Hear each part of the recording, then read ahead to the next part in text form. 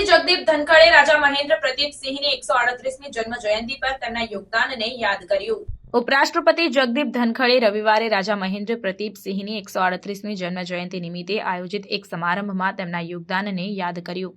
આ અવસરે તેમણે ખેડૂતોના કલ્યાણ પર ભાર મૂક્યો અને ઇતિહાસમાં તેમના યોગદાનને ભૂલાઈ જવાની વાત પર દુઃખ વ્યક્ત કર્યું।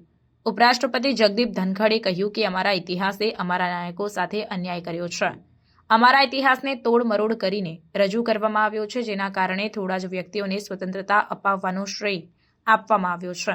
આ અમારા વિવેક પર એક અસહ્ય બોજ છે।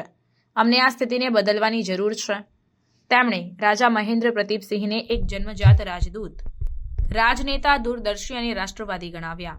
જગદીપ ધનખડે રાજા મહેન્દ્ર પ્રતાપ સિંહની દેશભક્તિ અને દૂરદર્શિતાની પ્રશંસા કરી અને કહ્યું કે તેમના કાર્યો દેશ માટે એક ઉદાહરણ સ્થાપિત કર્યું છે।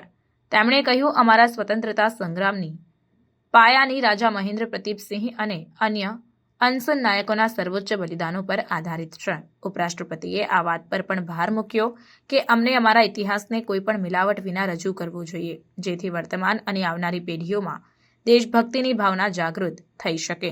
આ અવસરે ઉપરાષ્ટ્રપતિએ ખેડૂતોના કલ્યાણ પર પણ ભાર મૂક્યો અને ખેડૂતો માટે મારા દરવાજા 24 કલાક ખુલ્લા છે। અમને આ સુનિશ્ચિત કરવું જોઈએ કે ખેડૂતોના કલ્યાણ અને તેમના મુદ્દાઓનું સમાધાન પ્રાથમિકતા પર હોય। તેમ તેમણે કહ્યું કે ખેડૂતોનું યોગદાન દેશની પ્રગતિમાં મહત્વપૂર્ણ છે અને અમને તેમના કલ્યાણ માટે સતત પ્રયાસ કરવો જોઈએ। हमने लंबे समय तक उन लोगों की अनदेखी कर दी जो हमारे मार्गदर्शक रहे। सच्चे मायने में उन्होंने देश के लिए सर्वोच्च निछावर किया है। जनजातीय दिवस अब मनाना चालू किया है। क्या उम्र थी बिरसा मुंडा की, चलो देर आए दुरुस्त आए। पराक्रम दिवस पश्चिम बंगाल का राज्यपाल था नेताजी सुभाष। राजा महेंद्र प्रताप तो उनके पहले थे। एक तरीके से नेताजी की इंडियन नेशनल आर्मी की शुरुआत करने वाले वो थे।